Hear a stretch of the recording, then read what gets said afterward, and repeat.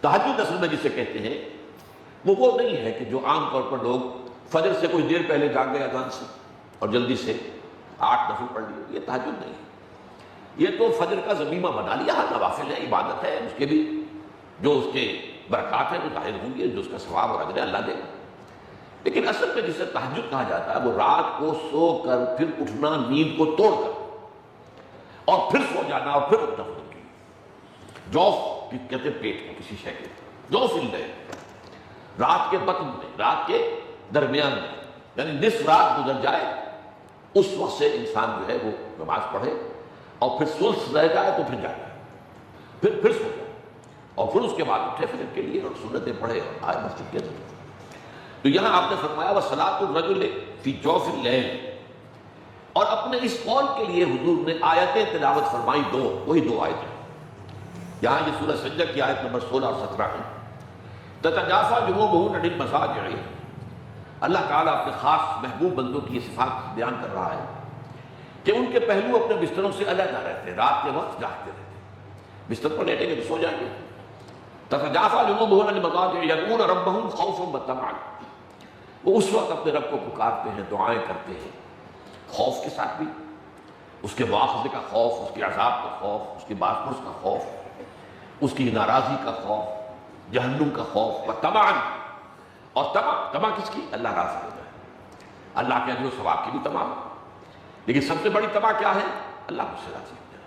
اس لیے سب سے اونچا مقام یہی ہے، رضی اللہ عنہم ورضوا عنہ، اللہ ان سے راضی ہو گیا، وہ اللہ سے راضی ہو گیا۔ یہ باہمی رضا ہے، بندہ اپنے رب سے راضی رہے، وہ رہے کہ تسلیم و رضا، جو بھی دنیا میں آ رہا ہے اس پر شکوہ، اللہ کا شکوہ زبان پر نہ لائے، جو بھی آ رہا ہے یہ میرے رب کی طرف سے ہے، وہ میرا مولا ہے، آقا ہے، دوست ہے، میرا خیر خواہ ہے، اسے معلوم ہے کہ اس شر کے پیچھے کون سا خیر آ رہا ہے، مجھے کیا پتا، مجھے تو شر نظر آ رہا ہے، خیر کی نظر نہیں آ رہا۔ اس لیے فرمایا گیا کہ ہو سکتا ہے عسیٰ ان تکرہوا شیئا وہو خیر لکم وعسیٰ ان تحبوا شیئا وہو شر لکم واللہ یعلم وانتم لا تعلمون، ہو سکتا ہے تمہیں کوئی چیز بری لگی حالانکہ اسی میں تمہارا خیر، این ممکن ہے تمہیں کوئی چیز اچھی لگتی ہو حالانکہ اس میں تمہارا شر ہے، اللہ جانتا ہے تم نہیں جانتا۔ اس کیفیت کے اندر دنیا کی زندگی گزارے، اللہ تعالیٰ آخرت کو اسے راضی کر دے گا، اللہ اس سے راضی ہو جائے گا۔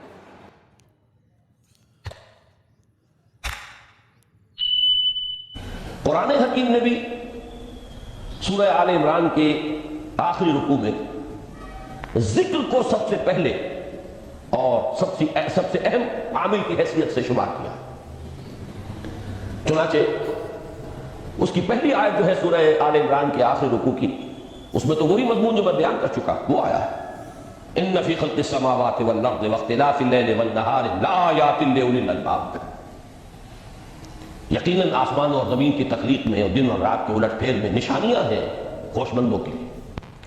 ان کے ذریعے سے انسانی شعور کے اندر وہ معرفت رب اجاگر ہوگی، وہ پہلا مرحلہ اس نے طے کر لیا، وہ ڈورمنٹ معرفت اب ایکٹیویٹ ہو گئی، اب مزید فکر کا مرحلہ ہے جو اگلی آیت میں آیا ہے، الذین یذکرون اللہ قیاما وقعودا وعلی جنوبہم وَيَتَفَكَّرُونَ فِي خَلْقِ السَّمَاوَاتِ وَالْأَرْضِ رَبَّنَا مَا خَلَقْتَ هَذَا بَاطِلًا سُبْحَانَكَ فَقِنَا عَذَابَ النَّارِ، یعنی تفکر جو ہے وَيَتَفَكَّرُونَ فِي خَلْقِ السَّمَاوَاتِ وَالْأَرْضِ، وہ تفکر کرتے ہیں، غور و فکر کرتے ہیں آسمان اور زمین کی تخلیق میں، لیکن اس تفکر کے ساتھ لازماً ذکر، اور ذکر مدام، ذکر بھی وہ کہ جو مستقل ہو، ہر حالت میں ہو، الذین یذکرون اللہ قیاما وقعودا وعلی جنوبہم، وہ لوگ کہ جو اللہ کو یاد رکھتے ہیں، اللہ کا ذکر کرتے ہیں، کھڑے ہوئے بھی، بیٹھے ہوئے بھی، اور اپنے پہلوؤں کے بل یعنی لیٹے ہوئے بھی۔ اب ان تین کے سوا تو کوئی پوزیشن انسان کی نہیں ہے، اسی کا نام ہے دوام ذکر، اور اس کے ساتھ اگر وہ تفکر کرتے ہیں تو ان کا فکر اگلی منزل تک پہنچتا ہے۔ تو پہلی شے تھی فکر انسانی کی صحیح رخ پر مزید پیش قدمی اور پیش رفت، اور اس کے لیے لازم ہے ذکر و فکر کا امتزاج۔ دوسری چیز کو لیجئے عمل کی درستی، اس عمل کی درستی کے لیے اللہ تعالیٰ کے ساتھ ایک گہرے تعلق کی ضرورت ہے، اس لیے کہ صبر کی بحث میں یہ مضامین شاید آپ کے سامنے آ گئے ہو کہ صبر، جہاں مصیبت پر صبر ہوتا ہے، تکلیف پر صبر ہوتا ہے، اللہ کے احکام پر جمنا یہ بھی صبر ہے، نفس کی خواہشات کی باغ کو تھام کر رکھنا، کھینچ کر رکھنا یہ بھی صبر ہے، اور استقامت، کسی شے پر قائم رہنا یہ بھی صبر ہے۔ تو عمل صحیح پر استقامت کے لیے وَاصْبِرْ وَمَا صَبْرُكَ إِلَّا بِاللَّهِ، اس صبر کی سب سے اہم جو بنیاد ہے، اس کا جو سب سے بڑا ذریعہ ہے، اس کا جو سب سے بڑا سہارا ہے، وَمَا صَبْرُكَ إِلَّا بِاللَّهِ، اس کے لیے ضرورت ہے ایک گہرے تعلق کی کہ اللہ کے ساتھ ایک ایسا تعلق برقرار رہے جو نہ صرف گہرا ہو بلکہ دائم و قائم ہو، مسلسل۔ ذرا ظہور ہوگا تعلق مع اللہ میں، ذرا کمی آئے گی، شیطان کا وار کاری ہو جائے گا۔ اسی کو حضور نے حدیث میں یوں تعبیر کیا ہے تمثیلاً کہ جو دل اللہ کی یاد سے غافل ہے اس پر، فارسی کا وہ مقولہ بھی ہے کہ خانہ خالی را دیو میں گرت، گھر خالی رہے تو جنات اس پر دیو جو ہے آ کر قبضہ جما لیتے ہیں۔ تو خانہ قلب جو ہے اگر یاد خدا بندی سے خالی ہو گیا تو شیطان ابلیس لعین اپنی تھوتنی ٹکا دیتا ہے۔ یہ لفظ آتا ہے سور کے منہ کے لیے تھوتنی، جس طرح اس کا نکلا ہوا سا منہ ہوتا ہے آگے، تو یہ لفظ استعمال کیا گیا کہ وہ اپنی تھوتنی انسان کے دل پر جما کر اور پھونکے مارنی شروع کر دیتا ہے۔ تو شیطان کو موقع ہی کب ملتا ہے جب انسان کے تعلق مع اللہ کے اندر کمی، وہ خانہ بالکل خالی ہو گیا ہو یا اتنا ضعیف ہو گیا ہو کہ کل عدم ہو جائے، گویا کہ نہیں۔ تیسری چیز کی طرف آئیے، روحانی ترقی۔ روحانی ترقی کے لیے میں ایک اصطلاح کے سامنے لا رہا ہوں، اس سے مراد کیا ہے؟ روحانی ترقی کے لیے ہماری دینی اصطلاح ہے تقرب الی اللہ، اللہ سے قریب تر ہوتے چلے جانا۔ اس پر میرا کتابچہ بھی ہے۔ تقرب الی اللہ کے دو مدارج، دو درجے، جو در حقیقت ایک حدیث نبوی علیہ الصلوۃ والسلام ہی پر مبنی ہے کہ حضور نے ایک درجہ قرار دیا ہے تقرب بالفرائض، فرائض کے ذریعے سے انسان اللہ کے قرب حاصل کرے۔ ایک ہے تقرب بالنوافل، نوافل کے ذریعے سے اللہ کا قرب حاصل کرے۔ ان میں کیا نسبت و تناسب ہے؟ اہمیت کے اعتبار سے کون بڑھ کر ہے، بلندی کے اعتبار سے کون بڑھ کر ہے، یہ تمام مسائل میں نے اپنی اس تقریر میں بیان کیے تھے جو اس کتاب میں شائع ہوئی ہے۔ اس وقت میں اس کی تفصیل میں نہیں جا رہا، صرف یہ تذکرہ اس لیے کر رہا ہوں کہ جن کو بھی خواہش ہو جائے وہ اس کا مطالعہ کرے۔ ہماری اس وقت کی گفتگو سے وہ کتابچہ اس جگہ پر منسلک ہوگا۔ تو تقرب الی اللہ، یہ تقرب کوئی فزیکل فینومینن نہیں ہے، جسمانی یا مادی مسئلہ نہیں ہے۔ اللہ سے قرب یہ نہیں ہے کہ کوئی کروڑوں میل کا فاصلہ ہے، اب ہمیں کوئی رسی پر چڑھنا ہے اوپر بڑی محنت اور مشقت سے، فصل تو ہے ہی نہیں، فاصلہ ہے ہی نہیں، بعد ہے ہی نہیں۔ نحن اقرب الیہ من حبل الورید، ہم تو انسان سے اس کی شہرگ سے بھی زیادہ قریب۔ هو معکم اینما کنتم، وہ تو تمہارے ساتھ ہی ہوتا ہے جہاں کہیں بھی تم ہو، بس صرف یہ کہ تمہاری توجہ نہیں ہوتی، تم اور چیزوں میں مشغول و مصروف رہتے ہو، تم ہماری طرف دھیان ہی نہیں دیتے، تم ہماری طرف متوجہ ہی نہیں ہوتے۔ ہم تو مائل بے کرم ہے، کوئی سائل ہی نہیں، راہ دکھلائے کسی رہنم منزل ہی نہیں۔ انسان جب متوجہ ہو جاتا ہے اور بڑھتا ہے، آگے پیش قدمی کرتا ہے روحانی اعتبار سے، تو یہ ہے در حقیقت تقرب الی اللہ، اور اسی کو ہم کہیں گے روحانی ترقی۔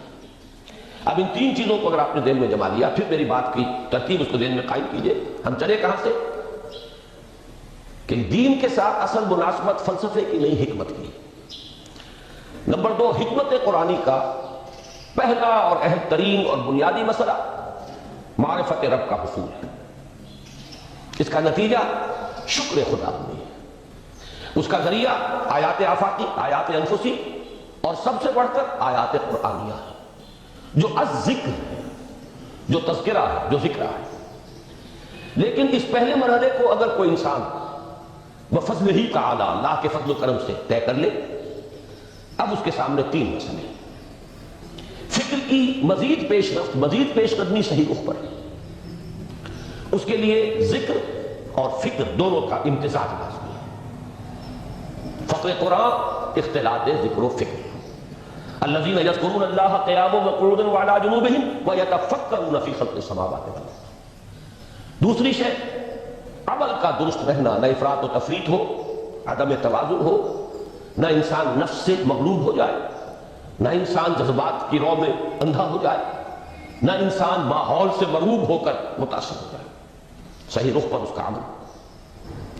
نمبر 3 روحانی ترقی، جو اصل حاصل ہے، جو اصل مقصود ہے۔ نمبر 2 چیز کے لیے تعلق مع اللہ ضروری، نمبر 3 کے لیے تقرب الی اللہ ضروری۔ اب غور کیجئے، ان تینوں چیزوں کا بڑا گہرا تعلق ہے نماز کے ساتھ۔ ان تینوں کے لیے ستون کی حیثیت نماز کو ہے۔ لہذا ایمان کے بعد یا معرفت رب کے بعد حکمت دین کا اہم ترین مسئلہ نماز، صلاۃ۔ اس لیے کہ ایک طرف یہ انسان کو اللہ کے ساتھ ایک گہرے تعلق کا ذریعہ فراہم کرتی ہے۔ اپنے تمام مصروفیات میں سے، ان مشغولیتوں میں جن میں گم ہونے کا خدشہ ہوتا ہے، نکلو۔ 24 گھنٹے کے معمولات میں سے کم 5 مرتبہ تو لازماً نکلو، اور اپنے آپ کو ذرا، اپنے حواس کو بھی، اپنی باطنی کیفیات کو بھی ذرا تازہ کرو۔ اگر کوئی گندگی، نجاست، کسی طرح کی ناپاکی کا کوئی معاملہ ہے، طہارت حاصل کرو۔ طہارت سے تمہارے اندر روح کو بھی بالغگی ہوگی، تمہارے حواس بھی تازہ ہوں گے، تم گویا کہ بحیثیت کل تمہاری ہستی چاق و چوبند ہو جائے گی۔ وہ کسل، وہ سستیاں، وہ جو ایک کثافتیں ہوتی ہیں، ان سب سے نجات حاصل کرو، اور اب اپنے رب کے حضور میں کھڑے ہو جاؤ، اس کے ساتھ اپنا عہد بھی تازہ کرو، اس کی اہم صفات کو بھی اپنے ذہن میں پھر مستحضر کرو۔ یہی وجہ ہے، دیکھیے میں نے جو آیات آپ کو شروع میں سنائی تھی، سورہ لقمان کی 2 آیتیں، پہلی آیت میں اس کا ترجمہ کر چکا، دوسری آیت وَلَقَدْ وَإِذْ قَالَ لُقْمَانُ لِابْنِهِ وَهُوَ يَعِظُهُ يَا بُنَيَّ لَا تُشْرِكْ بِاللَّهِ إِنَّ الشِّرْكَ لَظُلْمٌ عَظِيمٌ۔ اس کے بعد درمیان میں کچھ مضمون آ کر پھر وہ آیت مبارکہ آئی، یا بنی اقم الصلاۃ وامر بالمعروف وانہ عن المنکر واصبر علی ما اصابک۔ گویا کہ اہم ترین چیز، بنیادی ترین چیز، اللہ کو محض پہچان لینا کافی نہیں ہے، یاد رکھنا ضروری ہے۔ اللہ یاد رہے گا تو فکر صحیح آگے بڑھے گا، اللہ یاد رہے گا اور اس کے ساتھ ایک گہرا تعلق جو ہے برقرار رہے گا تو عمل درست رہے گا۔